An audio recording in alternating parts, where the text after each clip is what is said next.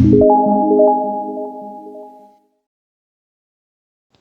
अनिर्वचनीय शाश्वत प्रतिटी वस्तुर मूल सत्य दिव्य प्रेमर प्रभु श्री अरविंद सकल सृष्टिर भवितव्य कृपामयी दिव्य जननी तवरी पदारविंदरे हृदयरु शतकोटी प्रणाम जणाई आरंभ करुछु आज संध्यार श्री अरविंद आस्पिरेशन पाठचक्र कार्यक्रम को आजिर ही नीरव संध्यारे आध्यात्मिक परिवेशटी को टाणी होई आसीथिबा समस्त मातृ अभिप्सु अपा भाई मानंकु आंतरिक प्रणाम और वंदे मातरम। कार्यक्रमर प्रारंभरे मंत्रमयी सावित्रीर उच्चारण सहित नीरव ध्यान। आज एही मंत्रमयी सावित्री को उच्चारण करने पई आम गहन उपस्थित अछंती कलाहांडी दिग्रु भाई। आजिर पृष्ठा संख्या रही 119। भाई को अनुरोध से मंत्रमयी सावित्री को उच्चारण करंतु। Silence. Savitri, Part 1, Book 2, Canto 3rd, Glory on the Fall of the Life, page 119. Above him in a new celestial vault, other than the heavens beheld by mortal eyes, as on a fated sailing of the gods, an archipelago of laughter and fire, swam stars apart in a ripple sea of sky, towered spiral magic rings of vivid hue, and gleaming spheres of strange felicity, floated through distance like a symbol world on the unhappiness they could not aid, impervious to life's suffering, struggle, grief, untarnished by its anger, gloom, and hate, unmoved, untouched, looked down, great visions and plans, blissful forever in their timeless right, absorbed in their own beauty and contents of their immortal gladness, the lips sure, apart in their self-glory, plunged remote, burning they swam in a vague, lucent haze, an everlasting refuse of dreams light, a nebula of the splendors of the gods, made from the musing of eternity, almost unbelievable by human faith. Almost unbelievable by human faith, hardly they seemed the stuff of things that are, as through a magic television's glass, outlined to show magnifying inner eye. They saw like images through from a far scene, too high and great for mortal lids to seize, but near and real to the longing heart and to the body's passionate thought and shame, are the hidden kingdoms of beatitude in some close, unattained realms which yet we feel immune from the harsh claws of death and time, escaping the source of sorrow and desire, in bright enchanted safe peripheries, forever wallowing in bliss they lie. एते bell जाए आमे मंत्रमयी सावित्रीर उच्चारण सहित ध्यानस्थ थिले। बहुत बहुत धन्यवाद भाई। वर्तमान कार्यक्रमर द्वितीय पर्याय एक मातृवंदनार निवेदन जहाको निवेदन करने पाई आज आम गहन उपस्थित अछंती बरगढ़ तपस्विनी अपा अपा को अनुरोध से वंदनाटी गान करंतु। रे गा मारे गा रे सा गा धानी सा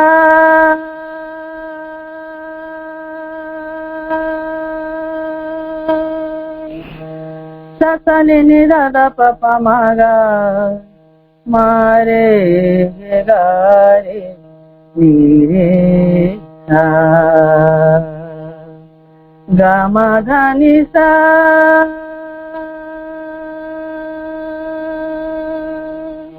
मादानी मादानी मादानी मादानी सा सा नि दादा पापा मागा मारे गा रे सा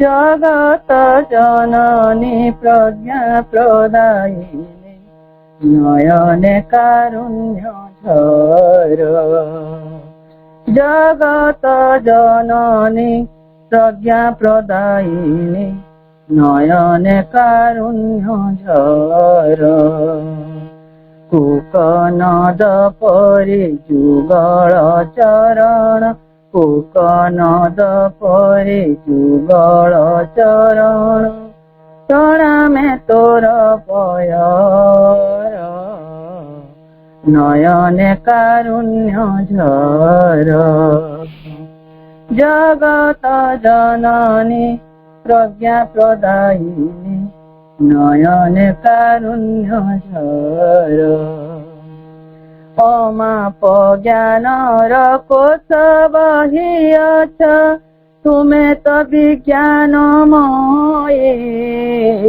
जगत जनर कोटि निधि तुमे वीणा पाणी सुधामयी अमाप ज्ञानर कोश बही अछ तुमे तो विज्ञानमयी जगत जनर कोटि निधि तुमे वीणा पाणी सुधामयी कल कल हृद कमल हासिनी मनोदया अवतार नयने कारुण्य झर जगत जननी प्रज्ञा प्रदायिनी नयने कारुण्य झर माहेश्वरी तुमे पुणी महाकाली सद्य लक्ष्मी स्वरूपा सिद्धि साध्यतारे हृद मन हरे जयतु विश्ववंदिता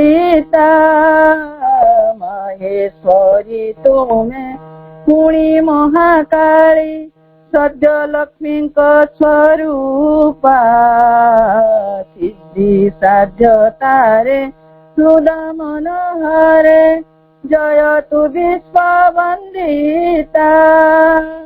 अपारो आनंदे कर रूह करे अपारो आनंदे कर रूह करे तुमे तो ममता झर नयने कारुण्य झर जगत जननी प्रज्ञा प्रदायिनी नयने कारुण्य झर कुकनद परि जुगल चरण कुकनद परि जुगल चरण प्रणामे तोर पयर नयने कारुण्य झर नयने कारुण्य झर नयने कारुण्य झर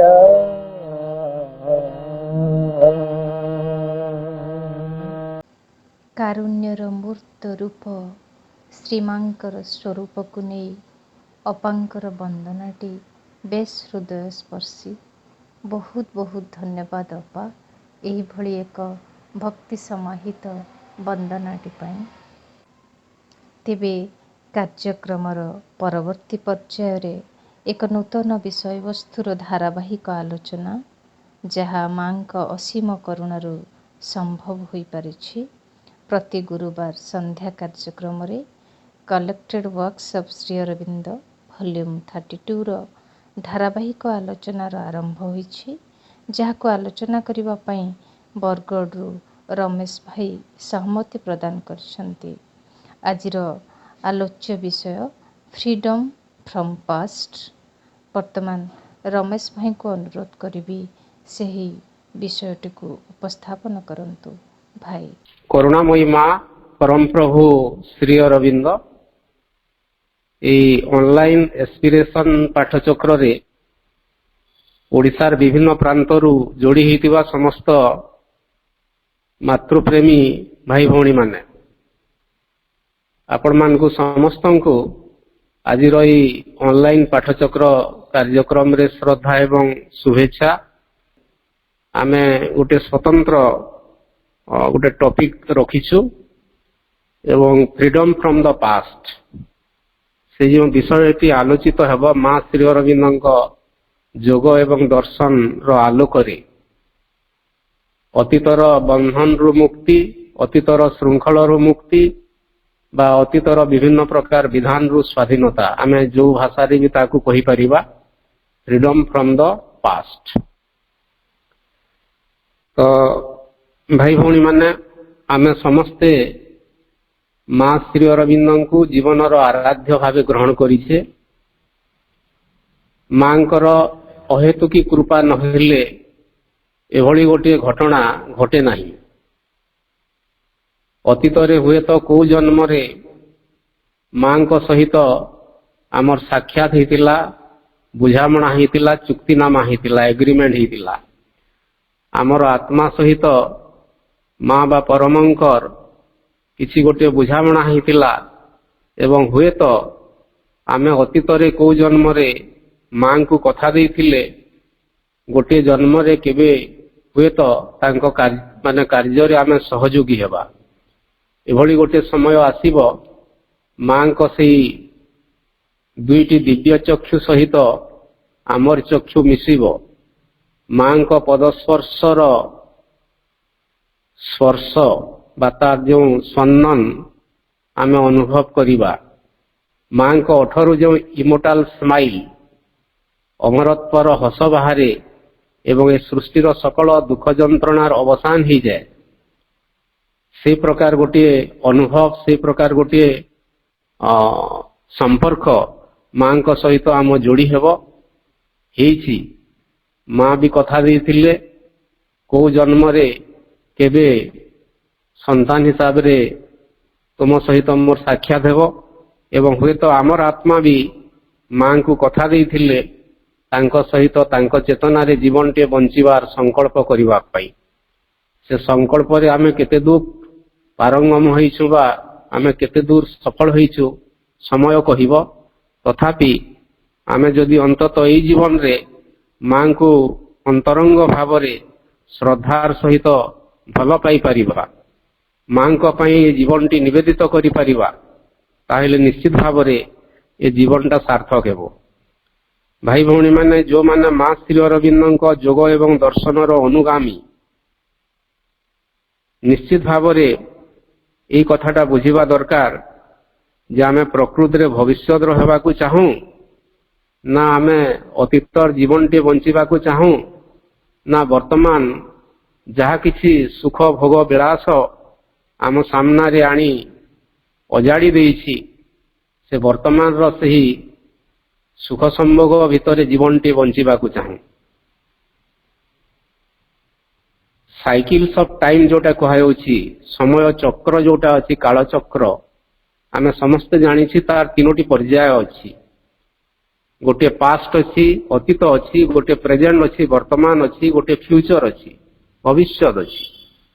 तो समय हिसाब रे तीनोटी समय अच्छी past time present time and future time एवं जदि जो आम इंग्राजी साहित्यर कथा कहवा से टेन्स जोटा कथा अच्छी टेन्स रे फ्यूचर टेन्स नहीं प्रेजेंट टेन्स अच्छी पास्ट टेन्स अच्छी किंतु समय हिसाब रे तीनोटी समय अच्छी अतीत थिला वर्तमान अच्छी भविष्य अच्छी एवं कहा जाए the past is dead future is uncertain act in the living present आम साधारण स्तर रे साधारण चेतना रे कहूं जे अतीत मृत भविष्य अनिश्चित वर्तमान समय सबुठारु गुरुत्वपूर्ण तुम्हें समस्ते वर्तमान रे कार्य कर वर्तमान समय आम समस्तों पई गुरुत्वपूर्ण तथापि बेले बेले आमे अतीत को भल पाऊं अतीतर जीवन को भल पाऊं अतीतर चिंता और चेतना को भल पाऊं ओल्ड इज गोल्ड बोलिकी आमर गोटे धारणा अच्छी एवं भविष्य प्रति आमे एक प्रकार बेपरुआ रहूं किंतु मां श्री अरविंद को जदि आमे विश्वास करूछुं जे आमको जो जिनस गुड़िक अतीतर जो जिनस गुड़िक बंधन रे पकाउछि अतीतर जो जिनस गुड़िक आमको चेतनार अग्रगति रे बाधा सृष्टि करुछि एवं आमे जेतेबेले भविष्यत आड़को लंफ प्रदान करिवार टिकी प्रयास टिए करुछि आमे जेतेबेले से चेतनार पाहाच गोटे परे गोटे चढ़िवा पई अंतत प्रयास करुचे बा पादटिए ऊपर को बढ़ौचे सेतेबेले जदि अतीतर किछि रीति नीति चलणी परंपरा बा जाग यज्ञ होम बा धार्मिकता नैतिकता जहा औपचारिकता अच्छी अतीतर किछि संस्कार अतीतर किछि नियम अतीतर किछि बंधन अतीतर जदि किछि अज्ञानता से सब जदि प्रकृति रे आमको भविष्य आड़को गति करिवारे बाधा सृष्टि करुछि श्रृंखलबद्ध करुछि बा पछकु टाणी नेउछि आमको प्रकृति रे आत्मार आह्वान शुणिबार आवश्यकता अछि एवं से श्रृंखलरू मुक्त हेबार आवश्यकता अछि कारण मां श्री अरविंद भविष्यतर Shri Aurobindo belongs to future Shri Aurobindo भविष्यतर श्री अरविंदर समस्त वाणी गुड़िक immortal sunlight radiating over the future आम समस्ते जानी श्री अरविंद एवं मां को समस्त वाणी समस्त वार्ता सबुकिछि अमर सूर्यालोक जहाँकि भविष्यत को विकिरित करे एवं आमे जदि प्रकृति रे एक दिव्य भविष्यत रो कल्पना करूचे ताहेले निश्चित भाव रे अतीतर अज्ञानतार मुक्त हेबार आवश्यकता अछि से प्रसंग रे आमे आलोचना करिवा फ्रीडम फ्रॉम द पास्ट किंतु मां कहउचंती use the past as a springboard to live towards the future किंतु अतीत को संपूर्ण भाव रे आमे छाड़ी परिबा नाही अतीतर सौध उपरे गोटे नूतनतार सौध बा नूतन सौध तैयारी हेबो अतीतर सौध नुह अतीतर माने जो कोन थिबो अतीतर जो गोटे भंगा सौधटी थिबो बा अतीतर से जगाटी ता उपरे गोटे भविष्यतर सौध तैयारी हेबो माने हमर कुड़िया घरटी थिला झाटी माटीर कुड़िया घरटी थिला कुड़िया घरटा भांगिबो बा इटार गोटे घरटे भांगिबो आमे गोटे नुआ करिकरी माने 5 महला विशिष्ट कोठाटी तैयारी करिबा अतीतटा निश्चित भाव रे गोटे फाउंडेशन हेबो भित्ति हेबो किंतु सबुदिन पई से झाटी माटीर घर रहिबो नाही सबुदिन पई मनीष माने से प्रस्तर युग रे रहिबे नाही आमे चाहिले मध्य प्रस्तर युग को फेरी जाई परिबा नाही से दिन जाईछि आमको आगो को जीवार अछि किंतु भविष्यत को जेतेबेले आमे लंफ प्रदान करिबा भाई भौणी माने सेतेबेले मां कहउचंती अतीतटा केवल अति बेसी रे आमको स्प्रिंग बोर्ड भलिया काम करिवो माने स्प्रिंग बोर्ड अर्थ हैला जेतेबेले जणे लंफ बा जम मारुछि लंफ प्रदान करूछि स्प्रिंग बोर्डटा हेल्प करे आहुरी टिके जोर रे आगो को जीवा पई बा ता लंफ प्रदान रे आहुरी टिके पुश करिवा पई बा बूस्ट करिवा पई बा आहुरी टिके माने साहाय्य करिवा पई बा शक्ति जोगैवा पई किंतु अतीतटा को जदि आमे जाबुड़ी धरी थिबा ताहेले निश्चित भाव रे जो भविष्यतर गोटे नुआ चेतनार कथा अछि जेमति श्री अरविंद कहंती a new creation from the old self राइट ए पुरातन सृष्टि मध्यरु एक नूतन सृष्टि जन्म लाभ करिवो ପୃଥିବୀର ନବଜନ୍ମ ହେବ, ନବକଳେବର ହେବ, ପୃଥିବୀ ସ୍ୱର୍ଗ ହେବ। This earth shall become a visible garden house of God। ଏ ସୃଷ୍ଟି ଦିନେ ହୋଇ ଉଠିବ ଭଗବାନଙ୍କ ଏକ ସୁଦୃଶ୍ୟ ଉଦ୍ୟାନ ବାଟିକା। ମଣିଷର ଏକ ନବକଳେବର ହେବ, ମଣିଷର ନବଜନ୍ମ ହେବ। ମୃତ୍ୟୁକୁ ସ୍ୱୀକୃତି ଦେବା ମଣିଷ ଭୁଲିଯିବ। ମଣିଷ ଅତିମାନବ ହେବ, ଦେବମାନବ ହେବ, ଭଗବାନ ହେବ। ଏବଂ ପ୍ରକୃତିରେ ଆମେ ଯଦି ସେହି ଦିବ୍ୟ ଭବିଷ୍ୟତ କଥା ଚାହୁଁଛୁ, ତାହେଲେ ଅତୀତକୁ ଆମେ ଭଲ ପାଇବା ନାହିଁ। ଅତୀତ ଅନ୍ତତଃ ଆମକୁ ସାହାଯ୍ୟ କରିବ କେବଳ, ଏବଂ ଅତୀତର ଯେଉଁ ଜିନିଷ ଗୁଡ଼ିକ ଆମକୁ ହେଲ୍ପ କରିବ ଚେତନାର ଅଗ୍ରଗତିରେ, ତାକୁ ଆମେ ଗ୍ରହଣ କରିବା ଏବଂ ତାକୁ ବ୍ୟବହାର କରିବା। ଏବଂ ଯାହା କିଛି ଆମକୁ ବନ୍ଧନ ଭଳିଆ ହେବ ତାକୁ ଆମେ ଛିନ୍ନ କରିବା। ସେ ଶୃଙ୍ଖଳ ଛିନ୍ନ କରି ଆମେ ଆଗକୁ ଯିବା। ସେଥିପାଇଁ ହୁଏତ ଆମେ ବାର ବାର ପିଲାମାନଙ୍କର ସେ ଯେଉଁ ବୀର ଯୋଦ୍ଧା କରି ଗଢ଼ ଆମ୍ଭମାନଙ୍କୁ ଶିକ୍ଷାର୍ଥୀର ସଂକଳ୍ପ କଥା ଆମେ ପଢ଼ୁ ଏବଂ ପଢ଼ାଉ, ପିଲାମାନଙ୍କୁ ସେ ଶିକ୍ଷା ବି ଦେଉ। ବୀର ଯୋଦ୍ଧା କରି ଗଢ଼ ଆମ୍ଭମାନଙ୍କୁ ଅତୀତ ଆହୁରି ବଞ୍ଚି ରହିବାକୁ ଚାହେଁ। ତା ବିରୁଦ୍ଧରେ ଆସନ୍ନ ଭବିତବ୍ୟର ମହାଯୁଦ୍ଧରେ ଆମେ ଯେପରି ସଫଳତା ହାସଲ କରିପାରୁ, ଆମେ ବାର ବାର ଏଇଟା ପାଠ କରୁଛୁ ଭାଇ ଭଉଣୀମାନେ। ପିଲାମାନେ ବର୍ତ୍ତମାନ ଏଭଳି ଗୋଟେ ଯୁଦ୍ଧରେ ଯୋଦ୍ଧା ସାଜିବେ, ଯେଉଁ ଯୁଦ୍ଧରେ ସାମ୍ନାରେ କେହି ଶତ୍ରୁ ନାହାନ୍ତି। ପାଣ୍ଡବ କୌରବ ଭଳିଆ ସେଠି ମହାଭାରତ ଯୁଦ୍ଧର ପୃଷ୍ଠଭୂମି ତିଆରି ହେଇନାହିଁ। ସାମ୍ନାରେ କୌରବମାନେ ଥିବେ, ପଛରେ ପାଣ୍ଡବମାନେ ଥିବେ। ଶ୍ରୀକୃଷ୍ଣ ଅର୍ଜୁନଙ୍କ ରଥର ସାରଥୀ ସାଜିଥିବେ ଏବଂ ଉଭୟ ପକ୍ଷ ଯୁଦ୍ଧ ପାଇଁ ପ୍ରସ୍ତୁତ ଥିବେ। ଅସ୍ତ୍ର ଥିବ, ଶସ୍ତ୍ର ଥିବ, ଘୋଡ଼ା ଥିବେ, ହାତୀ ଥିବେ, ବିଭିନ୍ନ ପ୍ରକାର ଜିନିଷ ଗୁଡ଼ିକ ଥିବ, ଅଶ୍ୱାରୋହୀ ଗଜାରୋହୀ।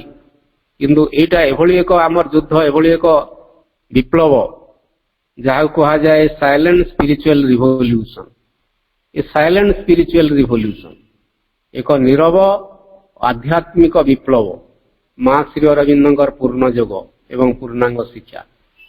ତ ସେ ଦୃଷ୍ଟିରୁ ଅତୀତ ଆହୁରି ବଞ୍ଚି ରହିବାକୁ ଚାହେଁ। ଆମ ଭିତରେ ଅତୀତ ବଞ୍ଚି ରହିବାକୁ ଚାହେଁ। ଦେବଦେବୀ ମାନଙ୍କ ରୂପରେ, ପୂଜା ଆରାଧନା ରୂପରେ, ମନ୍ଦିର ମସଜିଦ ରୂପରେ, ଯାଗଯଜ୍ଞ ହୋମ ରୂପରେ ଏବଂ ମନ୍ଦିର ମସଜିଦ ବା ବିଭିନ୍ନ ଯେଉଁ ପୂଜା ଧୟା ବା ଯାହା କିଛି ଆମେ କରୁଛୁ ଔପଚାରିକତା, ତା ଭିତରେ ଯାହା କିଛି ରିଚୁଆଲ୍ସ ଅଛି, ମା କେବେଠୁ କହିଲେଣି the age of religion is over.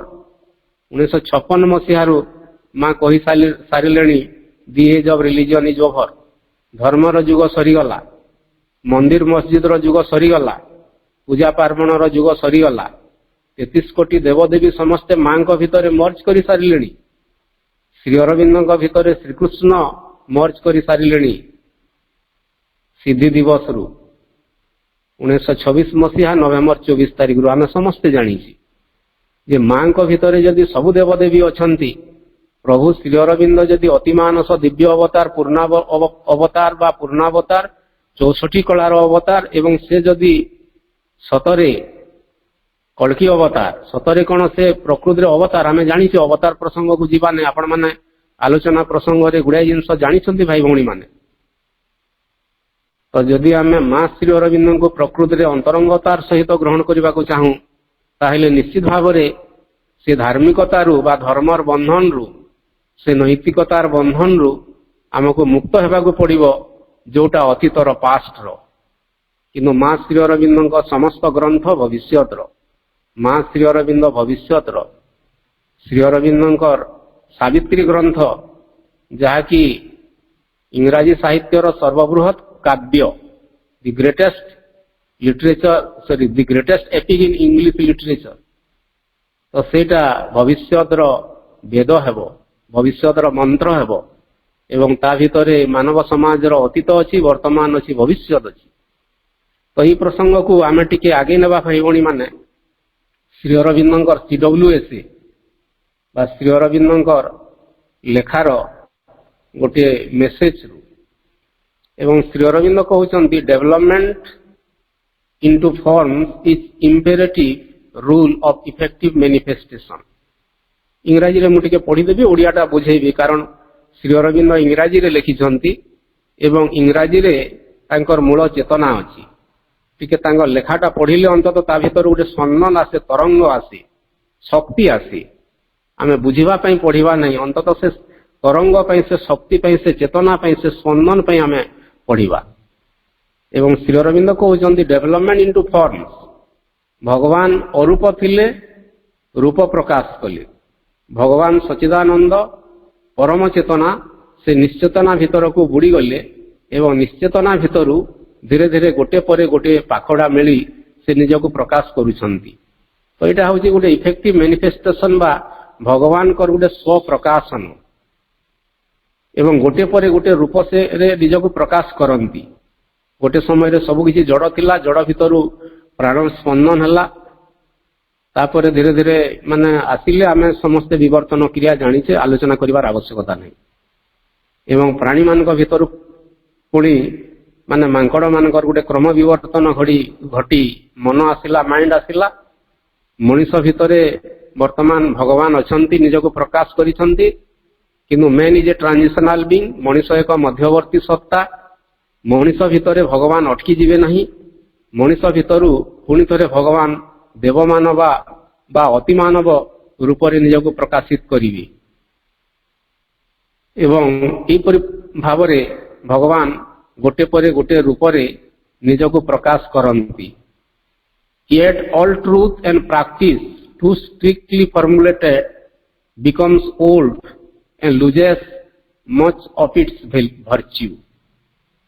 Yet all the truth and practice, तथापि ए सृष्टि रे जहाँ किसी सत्य एवं जहाँ किसी माने तार प्राक्टिस बा तार जो अभ्यास माने अतीत रे भगवान निजको जेभली जेभली रूप रे प्रकाश करिसनि, जेते गुडे सत्यर एठी परिप्रकाश हेछि, जो भली धारा रे मनुष्य जीवन टे बंचिछि, जो श्रृंखला जो नीति जो रीति जो चलणी जो परंपरा को नहीं मनुष्य बंचिछि, अति स्ट्रिक्टली फॉर्मुलेटेड माने रूल्स बा ट्रूथ, तो जहाँ थिले भी अतीतर सत्य दैट बिकम्स ओल्ड, ता पुराना हो जाए। नुआ घर खंडी दिने पुराना हेबो, सबु जिनस धीरे धीरे ओल्ड हो जाए, पुराना हो जाए। मनुष्य मध्य जीवन 4 अंक विशिष्ट नाटक, बार्थ ग्रोथ डिके डेथ, जन्म वृद्धि क्षय एवं मृत्यु। शिशुटी जन्म हुए, धीरे धीरे बयस बढ़ी बढ़ी जाए, तापर गोटे समय आसे क्षय हेबा आरंभ करे, शेष डेथ मृत्यु हुए। 4 अंक विशिष्ट नाटक। तो जहाँ भी अच्छी दिन पुराना हो जाए and loses much of its virtue, एवं तार गुण गुड़िक तार क्रियाशीलता व तार धर्म गुड़िक धीरे धीरे से हरई बसी।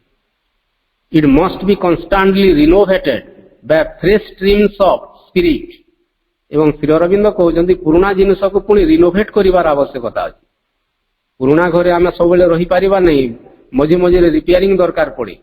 एवं जितेबले पुराना घरटी संपूर्ण भाव में अनफिट हो जाए, आम योग्य हुए ना, सेतेबेले आमे सामर्थ्य हेले घर को भांगी देगिरी नुआ घरटी आमे पक्का घरटी तैयारी करूं।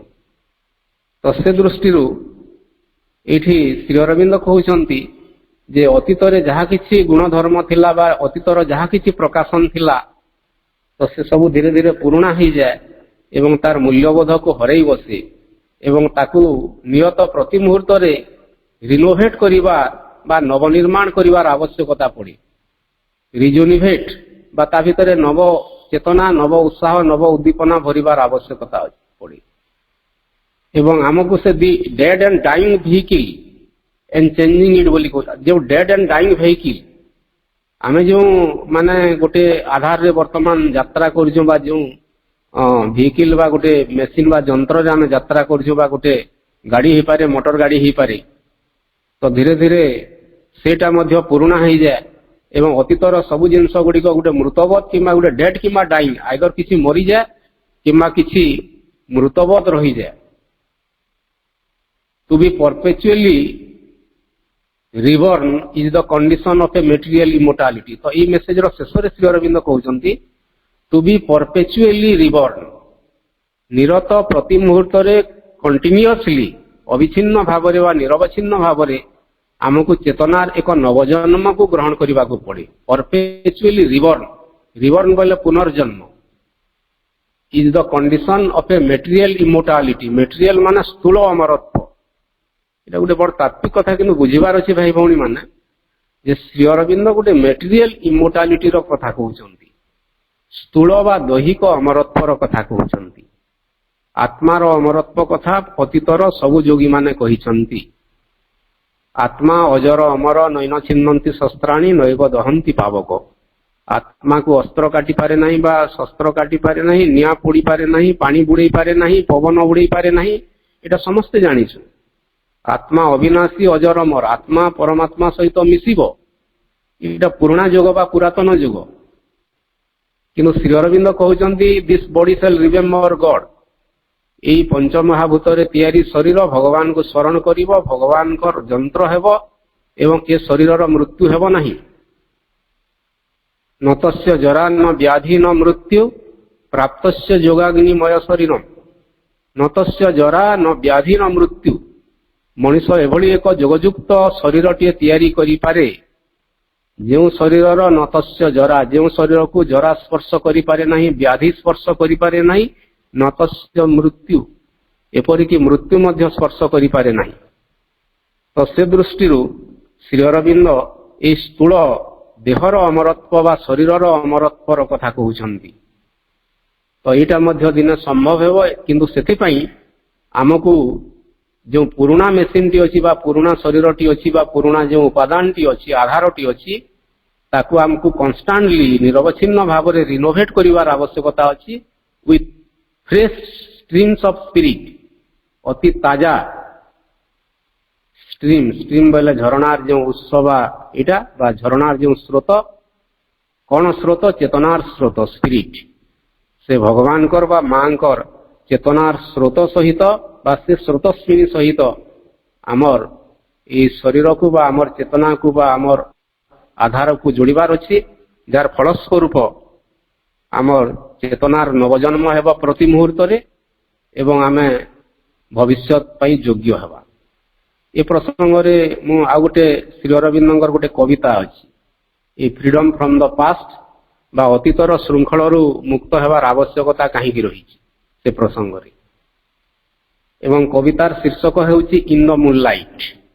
इन द मूनलाइट, जह्न ज्योत्स्नारे बा जह्न ज्योत्स्नारे।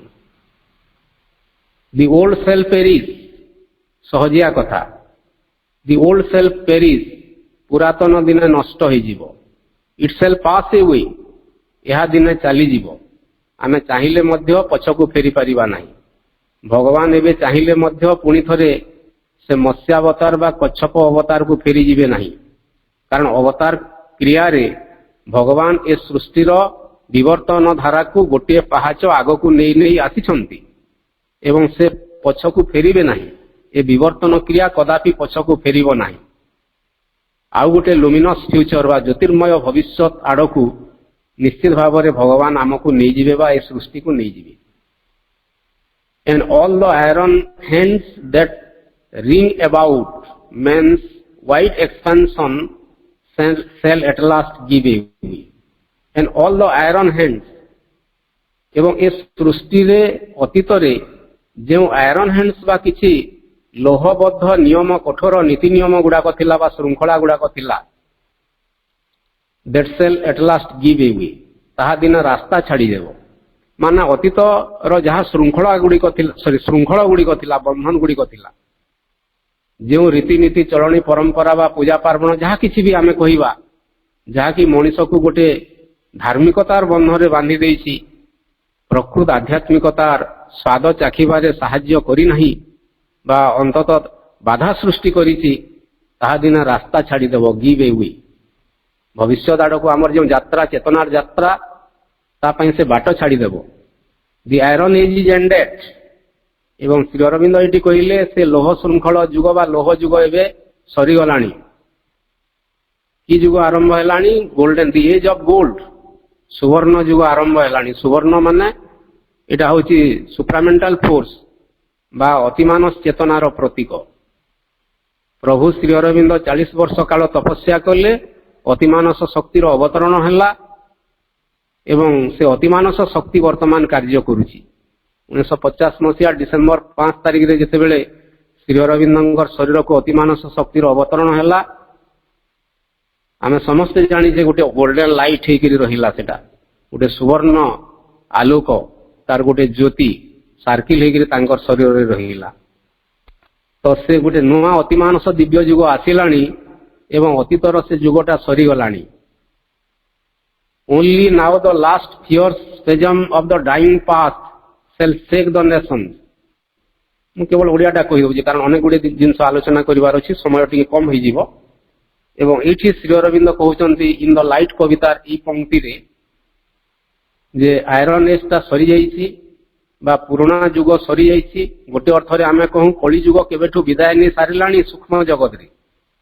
4 5 6 7 बा मे मास 4 तारिख 4 5 6 7 गोटे मैजिक डेट आमे समस्त जानिछे। 4 अर्थ होउछि तारीख, 5 होउछि मास मे मास, 6 7 होउछि 1967 मसिया। से दिनठू अतिमानस दिव्य जुग आरंभ हेलानी सूक्ष्म रे कली जुग टाटा बा बा कहि जाई सारिलानी। तथापि जेहेतु आमे कली जुग को भल पाऊ, अतीत को भल पाऊ, एणु करी ताहा वर्तमान बंचिछि। श्री अरविंद एठी कहउचंती only now the last fierce spasm शेष रे पर्याय तार कली जुगटा जेते बेले जीव मरिबा पूर्वरु तार शेष संग्राम करिवो, शेष प्रयास करिवो एवं किछि फियर्स माने अति भयंकर घटना गुडी को घटिवो। It shall shake the nation बोली कहउजे, जहा कि ए पृथ्वी को बा जाति को कोन करि देबो, शेकिंग करि देबो, थरहर करि देबो। केते बेले सुनामी रूप रे आसीबो, बात्या रूप रे आसीबो, केते बेले स्पेनिश फ्लू रूप रे आसीबो, केते बेले कोरोना भूताणु रूप रे आसीबो, केते बेले आउ कोन रूप रे आसीबो ठिकाना नाही। किंतु ए शेष प्रयास करूची ए सृष्टि को अंततः ध्वंस करिवा पई बा थरहर करिवा पई, किंतु ध्वंस करि पारिबो नाही कारण नुआ शक्ति आसी गलानी। And when that has passed, किंतु से घन घटाटी जेते बेले अतिक्रम करि जीवो, earth washed of all ill shall rise a fairer ब्रो। ए पृथ्वी वास्ट ऑफ ऑल इल सब प्रकार अमंगलरू कौन हिजिबो, वाश ऑफ हिजिबो माने धोई हिजिबो, धौत हिकरी संपूर्ण भाव सब प्रकार अशुद्धता बा मैला आवर्जनारू से धौत हिकरी बा गाधोई करी बा स्नान करी से फ्रेश हिकरी बाहरिबो to a rise to a fairer ब्रो। एक उच्चतर महत्तर दिव्यतर आलोकमय गोटे दिव्य चेतना आड़कू ए पृथ्वी उत्थित हेबो, उत्थित हेलानी। माँ तो 1956 मसीहा फेब्रुआरी 29 तारिख रु घोषणा कले a new light breaks upon the earth, a new world is born. ए पृथ्वी रे गोटे नूतन आलोक आज झरी आसिला, नूतन चेतना आसिला। ए पृथ्वी बा एक नूतन पृथ्वी जन्म लाभ कला। दिस इज मेन्स प्रोग्रेस, एटा हेउची मनुष्यर अग्रगति। For the iron age prepares the age of gold, कारण से पुरातन लोह जुगटी भविष्यतर सुवर्ण जुग पई रास्ता प्रस्तुत करी। What we call sin is bad men's living. आमे जहा को सिन एसआईएन सिन बोल अर्थ होची पाप। आमे जहा को पाप बा अशुभ बा अमंगल बोली करी कहूछु मेन्स लिविंग। एटा होची अतीतरु वर्तमान सुधा तार यात्रा रे मनीष जहा किसी आवर्जना गुड़िक छाड़ी छाड़ी गिरी आसीची, जो अपूर्णता गुड़िक, जो अदिव्यता गुड़िक जीवन बंचिबार कला एवं विज्ञान से जानी नाही, जार फलस्वरूप बेपरुआ भाव से जीवनटा बंचिची, तार जीवन रे फलस्वरूप दुख आसीची, जंत्रणा आसीची, अशुभ आसीची, अमंगल आसीची, सबु किछि इल्स गुड़ाक आसीची बा अशुभ जिनस गुड़िक आसीची। किंतु वर्तमान ता धोई ही गलानी नवचेतनार प्रभाव रे बा नवचेतनार स्रोतस्विनी धारा रे से आवर्जना गुड़िक धौत ही चली गलानी। कारण deep as from deep within the pilot guides him in his pilgrimage. एवं शेष रे ए कवितार शेष लाइन रे श्री अरविंद कहिले, कारण फ्रॉम डीप विदिन आम हृदय अंतरस्थ से गभीर माने जो गभीरतार से गृह भितरु बा सदन भितरु दि पायलट ए चेतनार अभियात्रा रे बा चिरंतन यात्रा रे जे पायलट साजंती, जे ड्राइवर साजंती, जे अग्रधावक साजंती, से आत्मा बा चैत सत्ता आमको गाइड करूछंती इन दिस पिलग्रिमेज। ए जो आमर जो तीर्थ यात्रा, आमर जो चेतनार अभियात्रा, से अभियात्रा रे आम अंतर गुहा भितरे आसीन होई आमर आत्मा बा चैत सत्ता भगवान कर शाश्वत अंश से आमको गाइड करुछंती निश्चित भाव में आमे अतीतर बंधन मुक्त होई अतीतर आमे मुक्त होई आमे भविष्य से ज्योतिर्मय आलोक अभिमुखे यात्रा करिबा।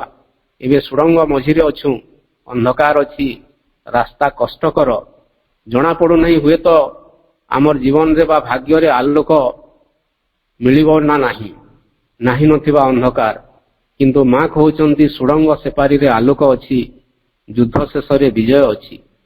एबे हुए तो युद्ध चलीछि अज्ञानता विरुद्ध रे अधिपता विरुद्ध रे शह शह हजार हजार कंस आम भितरे अछंती शह शह हजार हजार रावण अछंती हिरणाक्ष अछंती तथापि से संग्राम सरीब युद्ध शेष रे विजय सुनिश्चित। एवं ए प्रसंग रे श्री अरविंद कहउचंती the past is both a drag and a force for progress. चमत्कार कथा अतीतटा रो दुईटा रोल अछि both a drag and a force for progress. गोटे आमको पछकू टाणी नेब ड्रैगिंग माने आमको पछकू ओटारी नहीं जीवो अतीतटा आमको आम रास्ता रु पछकू नहीं जीवो। एवं द्वितीय तार भूमिका होची यह आमको शक्ति जोगेइबो भविष्य को लंफ प्रदान करबा। तो अतीतटा तार विविध भूमिका अछि बा टू फोल्ड रोल अछि एवं आमे सचेत हबार आवश्यकता अछि जे अतीतर को जिनस गुडी को आमको पछकू ड्रैग करूची बा ड्रैगिंग करूची बा पछकू आमको टाणी ओटारी नहीं जाउची एवं कोटा आमको फोर्स जोगौची शक्ति जोगौची अग्रगति पाई। एवं ए प्रसंग रे श्री अरविंद कहउचंती for the past is not dead अतीतटा संपूर्ण भाव में मरी नहीं इट्स फॉर्म्स आर गॉन तार रूपटा चली जाइछि but its soul its power its essence lives veiled in the present. किंतु अतीतर सोल अतीतर आत्माटी इट्स पावर अतीतर शक्ति बा सामर्थ्यटी इट्स एसेंस यार मूल्यबोध गुड़िक बा तार मूल तत्व गुड़िक लिव्स भेल्ड भेल्ड माने परदावृत्त होइकरी से माने बंचिसंती इन the present.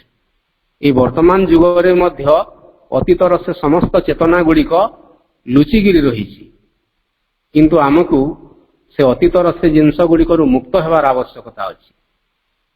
Every human being holds in and behind him all the past of his own race. ये सृष्टिर समस्त मनीष माने तार पुरातन पीढ़ीर लोकमानकर समस्त अतीतर जो जिनस गुड़िक थिला अतीतर जो संस्कार थिला ताकू से बहन करिकरी आसीछि and this things determine his starting point. एवं अतीतर से संस्कार गुड़िक तार जो भविष्य आड़क यात्रार स्टार्टिंग पॉइंट बा जो आरंभ जगह बा जो फॉर एग्जांपल गोटे 100 मीटर दौड़ुवा गोटे रनर टी बा दौड़ाली टी जो स्टार्ट करिवो तार स्टार्टिंग पॉइंट को निर्धारण करिवो तार अतीतर सबू माने संस्कारटा माने अतीतरे आमे जो आम भितर जहाँ आम धार्मिकता भी सब भूल नुहे कारण धर्मटा आमको प्रस्तुत करे आध्यात्मिकतार रास्ता रे जीवा पाई। तो अतीतरे आमे जहाँ भी करथिले आम संस्कार गुड़िक अच्छी तो से सबू आमको गोटे स्टार्टिंग पॉइंट भलिया दिखाई कारण आम समस्ते तीनटा कथा जानी प्रारब्ध क्रियमाण एवं संचय आमे जानी ना अतीतरे को जन्म रे आमे की प्रकार भूमिका रे जन्म होइतिले एटा सेथिपई अर्जुन को श्रीकृष्ण कहउचंती हे अर्जुन तोर एवं मोर अनेक जन्म बीती जाइछि मु जानी तू किंतु जानी ना। तो ठीक सेमती आमे अतीतरे केते जन्म रे की प्रकार भूमिका रे आमे अभिनय करिछे केते केते संस्कार आम भितरे आसीछि आमे जानी ना। तो सेटा निश्चित भाव रे से प्रारब्धटी आमर ई जन्म उपरे प्रभाव पकेइबो किंतु आमे सेथिरे बांधी न होई आमे नुआ भविष्य आड़क आमे जीवार प्रयास करिबा। एवं एठी गोटे सुंदर कथा गोटे उदाहरण दउछंती आपण माने जानिथिबे सावित्री भी तार वर्णना अछि the future is a Spinks with two minds Spinks.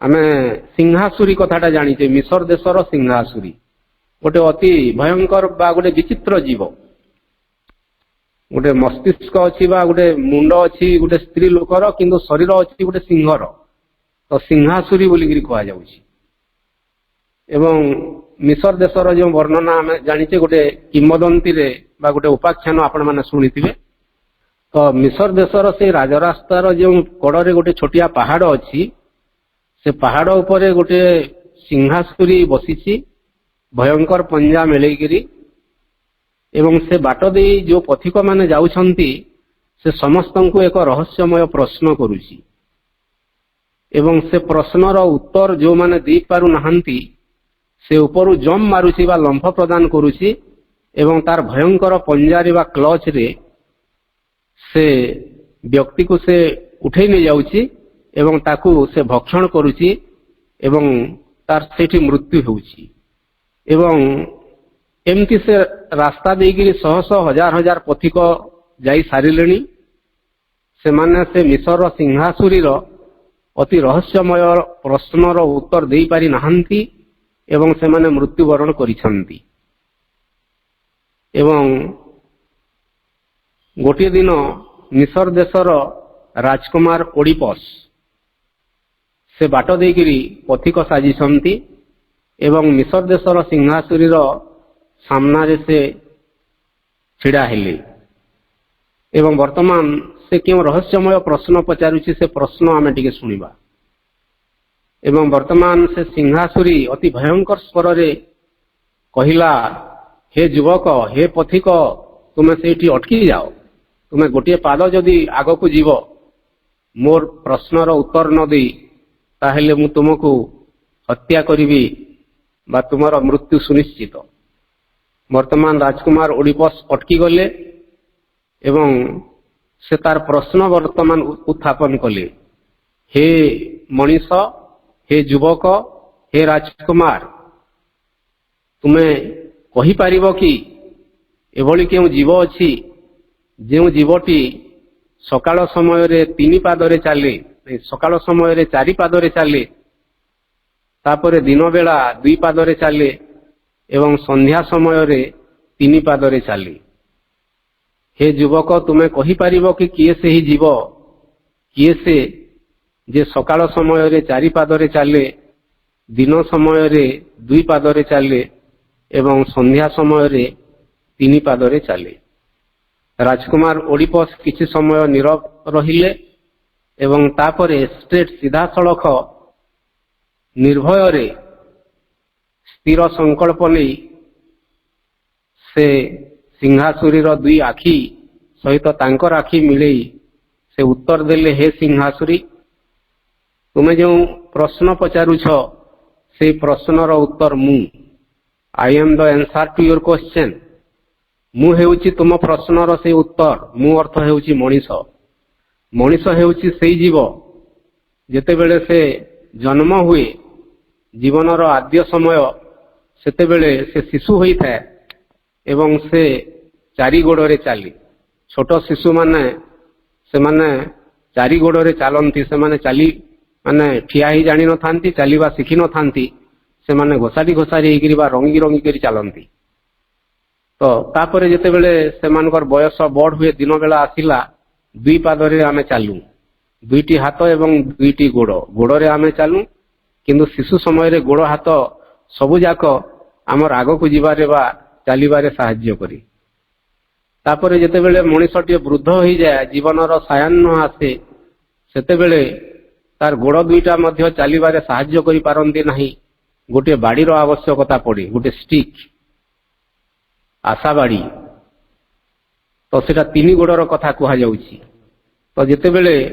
Rajkumar Oedipus ए उत्तरटी देले सेते बेले से पहाड़ उपरे रहितिबा सिंहासुरी हठात तलकू खसी पड़िला एवं सेठी से सिंहासुरीर मृत्यु हैला एवं परवर्ती समय रे से सिंहासुरीर रहस्यमय प्रश्न के सामना करने को पड़िला नहीं किंबा मृत्युर अधीन हेबा पड़िला नहीं एवं यहाँ को प्रतीकात्मक भाव में श्री अरविंद तांकर सावित्री ग्रंथ रे वर्णना करुछंती जे मिसर देशर राजरास्ता कड़े थिबा से सिंहासुरी भली वर्तमान आम जीवनर प्रतिटी राजरास्ता रे एमती सिंहासुरी माने मृत्यु रूपक ସିଂହାସୁରୀ ମାନେ ବସିଛନ୍ତି ଏବଂ ପ୍ରତ୍ୟେକ ମଣିଷକୁ ଜୀବନର ପ୍ରତିଟି କ୍ଷେତ୍ରରେ ସେହି ରହସ୍ୟମୟ ପ୍ରଶ୍ନ କରୁଛନ୍ତି ଏବଂ ସିଂହାସୁରୀର ସେହି ରହସ୍ୟମୟ ପ୍ରଶ୍ନର ଉତ୍ତର ମଣିଷମାନେ ଦେଇପାରୁନାହାନ୍ତି ଏବଂ ମୃତ୍ୟୁର ଅଧୀନ ହେଉଛନ୍ତି।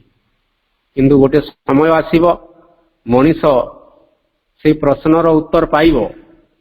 କେଉଁ ଆଦିମ କାଳରୁ ଯେଉଁ ପ୍ରଶ୍ନ କରାଯାଉଥିଲା କୋହମ୍ କୋହମ୍ କୋହମ୍, ମୁଁ କିଏ ମୁଁ କିଏ ମୁଁ କିଏ, ତାର ଉତ୍ତର ପ୍ରାଚୀନ ଯୁଗର ମୁନି ଋଷିମାନେ ପାଇଥିଲେ ଅହಂ ବ୍ରହ୍ମସ୍ମି ସୋହମ୍, ମୁଁ ସିଏ ଯିଏ ମୋତେ ତିଆରି କରିଛି। ତ ମୁଁ ଭଗବାନ, ମୁଁ ଶାଶ୍ୱତ ଚିରନ୍ତନ। ଭଗବାନ ଯଦି ମରନ୍ତି ନାହିଁ ତାହେଲେ ମୁଁ ମରିବି କାହିଁକି?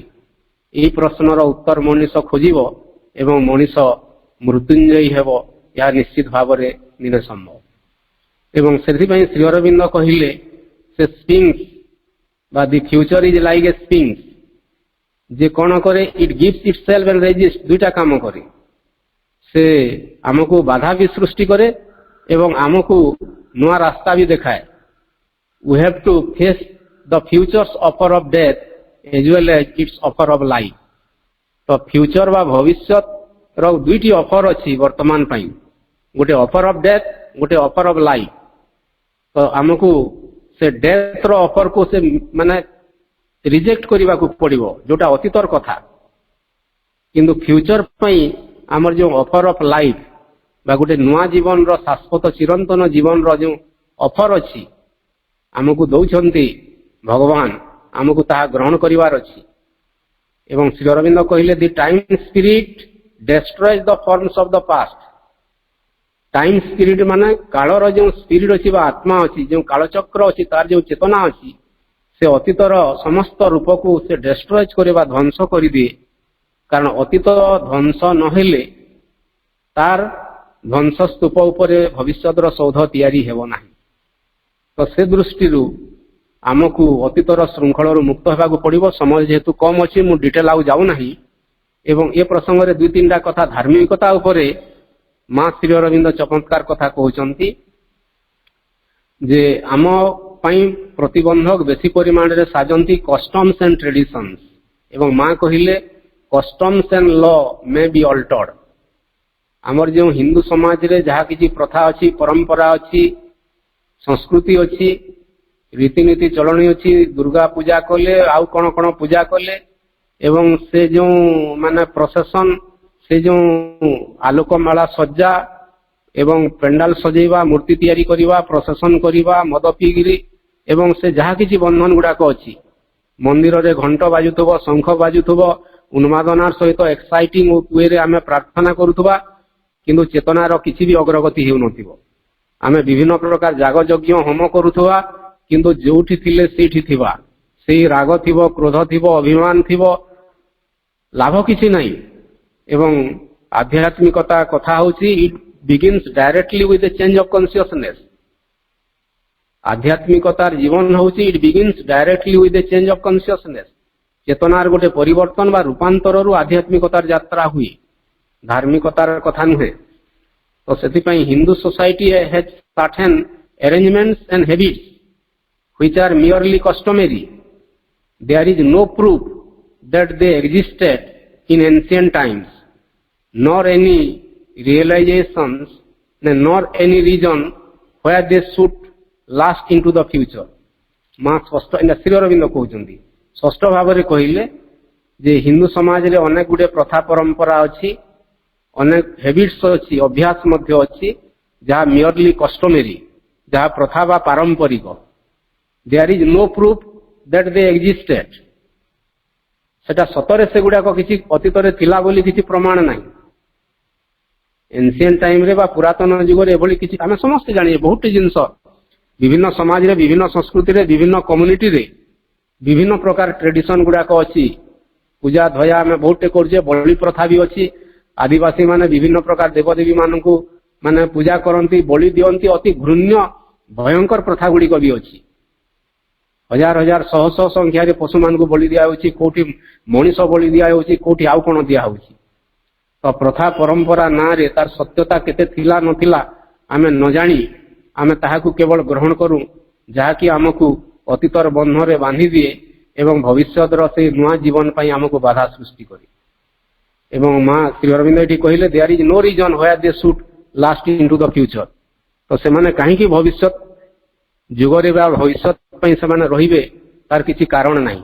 ତ ଆମେ କାହିଁକି ଅତୀତକୁ ନେଇକରି ଯିବା ତାର କିଛି କାରଣ ନାହିଁ। ତ ସେଥିପାଇଁ ମା କହିଲେ ଅତୀତଟା ଏ ଷ୍ଟେପିଂ ଷ୍ଟୋନ ଟୁ ଲିଡ୍ ଫାର୍ଦର। ଅତୀତଟା କେବଳ ଆମ ପାଇଁ ଗୋଟେ ଷ୍ଟେପିଂ ଷ୍ଟୋନ ହଉ, ପାଦ ଦେଇକରି ଆଗକୁ ଯିବା ପାଇଁ, କିନ୍ତୁ ଆମକୁ ପ୍ରକୃତିରେ ସେ ପଛକୁ ଟାଣି ନ ନେଉ। ତ ସେଥିପାଇଁ ମା କହିଲେ it is a common mistake holding on to the past, cling to truth, do not cling to past. ଅତୀତକୁ ଜାବୁଡ଼ି ଧରିବା, ହୋଲ୍ଡ କରି ଧରିବା, ଏଇଟା ହେଉଛି ଗୋଟିଏ ଆମ ପାଇଁ ଏ କମନ ମିଷ୍ଟେକ୍ ବୋଲିକିରି ମା କହୁଛନ୍ତି। ସମୟ ସରିଗଲାଣି, ସେ ଦୃଷ୍ଟିରୁ ମୁଁ ଆଉ କହୁନି। ଗୋଟେ ଲାଷ୍ଟରେ ଗୋଟେ ମାଙ୍କର ମେସେଜ କହିକିରି, ଏଇଟା ଗୋଟେ ବଡ଼ ପ୍ରସଙ୍ଗ ଥିଲା। ଆହୁରି ବହୁତ କଥା ମା ଶ୍ରୀ ଅରବିନ୍ଦଙ୍କର ସୁନ୍ଦର କଥା ଥିଲା ଏବଂ ମାଙ୍କୁ ପ୍ରଶ୍ନ କରାଯାଇଥିଲା। ଏଥିରେ ମୁଁ ଏଣ୍ଡ କରିବି ଭାଇ ଭଉଣୀ ମାନେ। You must not confuse a religious teaching with a spiritual one. ମା ଗୋଟେ ପ୍ରଶ୍ନର ଉତ୍ତରରେ ଜଣେ ସାଧକଙ୍କୁ କହୁଛନ୍ତି, ତୁମେ ଧାର୍ମିକତା ବା ଧାର୍ମିକ ଶିକ୍ଷା ଏବଂ ଆଧ୍ୟାତ୍ମିକ ଶିକ୍ଷା ମଧ୍ୟରୁ ଯେଉଁ ପାର୍ଥକ୍ୟଟା ଅଛି ତା ଭିତରେ କନଫ୍ୟୁଜନ ଆଣିବ ନାହିଁ ବା ତା ଭିତରେ ତୁମେ ଦ୍ୱନ୍ଦ୍ୱ ଭିତରେ ରହିବ ନାହିଁ। କାରଣ ବେଳେ ବେଳେ କୋଉଟା ଧାର୍ମିକତା କୋଉଟା ଆଧ୍ୟାତ୍ମିକତା ଆମେ ଜାଣୁନା। Religious teaching belongs to the past and holds progress. ମା ସ୍ପଷ୍ଟ ଭାବରେ କହିଲେ ସମସ୍ତ ଧାର୍ମିକ ଶିକ୍ଷା ବା ଧାର୍ମିକତା ଅତୀତର, ଏଣ୍ଡ ହୋଲ୍ଡସ୍ ପ୍ରୋଗ୍ରେସ, ଏହା ଆମର ଅଗ୍ରଗତିରେ ବାଧା ସୃଷ୍ଟି ହୋଲ୍ଡସ୍ ପ୍ରୋଗ୍ରେସ, ଆମର ବାଧା ଅତୀତର ମାନେ ଭବିଷ୍ୟତର ଅଗ୍ରଗତି ପାଇଁ ଏହା ବାଧା ସୃଷ୍ଟି କରେ। Spiritual teaching is the teaching of the future. ଆଧ୍ୟାତ୍ମିକ ଶିକ୍ଷା ବା ଆଧ୍ୟାତ୍ମିକତା ହେଉଛି ଟିଚିଂ ଅଫ୍ ଦ ଫ୍ୟୁଚର, ଭବିଷ୍ୟତର ଶିକ୍ଷା। It illumines the consciousness. ଆଧ୍ୟାତ୍ମିକତା ଆମର ଚେତନାକୁ ଇଲୁମାଇନ୍ କରିବା, ଜ୍ୟୋତିର୍ମୟ କରେ, ଆଲୋକିତ କରେ। And prepares for the future realisation. ଏବଂ ଭବିଷ୍ୟତର ଅଭିବ୍ୟକ୍ତି ପାଇଁ, ଭବିଷ୍ୟତର ସିଦ୍ଧି ପାଇଁ ଆମକୁ ପ୍ରସ୍ତୁତ କରେ। Spiritual teaching is above religions. ଆଧ୍ୟାତ୍ମିକ ଶିକ୍ଷା ବା ଆଧ୍ୟାତ୍ମିକତା ହେଉଛି ଏବଭ୍ ରିଲିଜନ, ସମସ୍ତ ଧର୍ମର ଉପରେ। And it strives towards a global truth. ଏବଂ ଆଧ୍ୟାତ୍ମିକତା ଆମକୁ ଏକ ଗ୍ଲୋବାଲ ଟ୍ରୁଥ ବା ଏକ ବୈଶ୍ୱିକ ସତ୍ୟ ଆଡ଼କୁ ନେଇଯାଏ। It teaches us to enter into direct relation with the divine. ଏବଂ ସବୁଠାରୁ ବଡ଼ କଥା ହେଲା ଯେ ଆଧ୍ୟାତ୍ମିକତା ଆମକୁ ଭଗବାନଙ୍କ ସହିତ ବା ପରମଙ୍କ ସହିତ, ମାଙ୍କ ସହିତ ଡାଇରେକ୍ଟ ରିଲେସନ, ପ୍ରତ୍ୟକ୍ଷ ସମ୍ପର୍କ ଆଣିବାରେ ଏହା ସାହାଯ୍ୟ କରେ। ତ ସେ ଦୃଷ୍ଟିରୁ ସମୟ ହୋଇଯାଇଛି ଭାଇ ଭଉଣୀ ମାନେ, ଯେ ଯୋଉଟା ଏଠି ଶେଷ ପର୍ଯ୍ୟାୟରେ ମୂଳତଃ ମା ସ୍ପଷ୍ଟ ଭାବରେ କହୁଛନ୍ତି ଯେ ଆମେ ଧର୍ମର ଯୁଗ ସରିଯାଇଛି, ଆଧ୍ୟାତ୍ମିକତାର ଯୁଗ ଆରମ୍ଭ ହେଲାଣି, ଅତିମାନସ ଦିବ୍ୟ ଯୁଗ ଆରମ୍ଭ ହେଲାଣି। ସବୁଠାରୁ ଗୁରୁତ୍ୱପୂର୍ଣ୍ଣ କଥା ହେଲା ବର୍ତ୍ତମାନ ସମୟରେ best is not to have any preconceived idea. ସବୁଠାରୁ ବେଷ୍ଟ କଥା ହେଲା, ସର୍ବୋତ୍ତମ ହେଲା ଯେ ଅତୀତର କୌଣସି ପ୍ରି କନସିପ୍ଟ ଆଇଡିଆ ଆମ ପାଖରେ ରହିବ ନାହିଁ। Not cling to the past, cling only to the truth, cling to the eternal. ଆସନ୍ତୁ ଆମେମାନେ ସମସ୍ତେ ଅତୀତକୁ ଛାଡ଼ିବା, ଅତୀତକୁ ଜାବୁଡ଼ି ଧରିବା ନାହିଁ, କେବଳ ଶାଶ୍ୱତଙ୍କୁ ଜାବୁଡ଼ି ଧରିବା, କେବଳ ମାଙ୍କୁ ଜାବୁଡ଼ି ଧରିବା। Let the past be past, concentrate only on the eternal. Last message ହେଲା ମାଙ୍କର, let the past be past, concentrate only on the eternal. ଅତୀତଟା ଅତୀତ ଜାଗାରେ ଥାଉ, କେବଳ ତୁମେ ଶାଶ୍ୱତଙ୍କ ପ୍ରତି କନସେଣ୍ଟ୍ରେଟ୍ କର ବା ଏକାଗ୍ର ହୁଅ। ଆସନ୍ତୁ ଭାଇ ଭଉଣୀ ମାନେ ଆମେ ସମସ୍ତେ ମାଙ୍କର ଯୋଗ୍ୟ ସନ୍ତାନ ହେବା ପାଇଁ ପ୍ରୟାସ କରିବା। ମାଙ୍କ ନିକଟରେ ଆମେ ସବୁ କିଛି ସମର୍ପଣ କରିବା। ମାଙ୍କ ଶକ୍ତି, ମାଙ୍କ କୃପା ଆସିବ, କାର୍ଯ୍ୟ କରିବ, ଚମତ୍କାର ହେବ। ଆମେ ଅତୀତର ଶୃଙ୍ଖଳରୁ ମୁକ୍ତ ହୋଇ ଏକ ନୂତନ ଦିବ୍ୟ ଜୀବନ ପାଇଁ ଯୋଗ୍ୟ ହେବା। ମାଙ୍କର ଜୟ ହେଉ। ଆଜିର କାର୍ଯ୍ୟକ୍ରମରେ ଅଂଶଗ୍ରହଣ କରିଥିବା ସମସ୍ତ ଭାଇ ଅପାମାନଙ୍କୁ ଆନ୍ତରିକ ଧନ୍ୟବାଦ ଏବଂ ମାଙ୍କ ନିକଟରେ କୃତଜ୍ଞତା ନିବେଦନ କରୁ। ବହୁତ ସୁନ୍ଦର ଆଲୋଚନା। ପ୍ରଭୁଙ୍କ ଶାଶ୍ୱତ ରଚନାର ଭାବକୁ ଅତି ନିଖୁଣ ଭାବେ ପ୍ରକାଶ କରିବାର ଭାଇଙ୍କର ଯେଉଁ ପ୍ରୟାସ, ତାହା ସମସ୍ତଙ୍କ ପାଇଁ ପ୍ରେରଣାର ଉତ୍ସ ଓ ଶିକ୍ଷଣୀୟ ହୋଇପାରିଛି।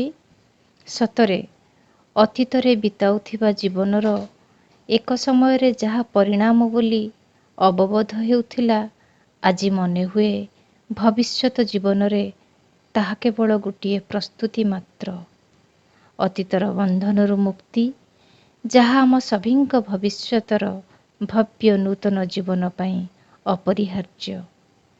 ଏହାକୁ କେବଳ ଶୁଣିବା ଭିତରେ ସୀମିତ ନ କରି ବ୍ୟବହାରିକ କର୍ମ ଭିତରେ ବିନିଯୋଗ କରିବାର ପ୍ରୟାସକୁ ନେଇ ଆଜିର କାର୍ଯ୍ୟକ୍ରମକୁ ଏଇଠି ସମାପ୍ତ କରିବା। ତେବେ କାର୍ଯ୍ୟକ୍ରମର ବିରତି ଘୋଷଣା ପୂର୍ବରୁ ପୁଣି ଥରେ ଉପସ୍ଥିତ ଥିବା ସମସ୍ତ ଅପାଭାଇଙ୍କୁ ହୃଦୟରୁ ପ୍ରଣାମ, ମାଙ୍କ ନିକଟରେ ଅନେକ ଅନେକ କୃତଜ୍ଞତା। ଆଜିର କାର୍ଯ୍ୟକ୍ରମକୁ ଏଇଠି ବିରତି ଘୋଷଣା କରୁଛୁ। କାର୍ଯ୍ୟକ୍ରମ ଓଭର। ସମସ୍ତଙ୍କୁ ଅରୋଭର।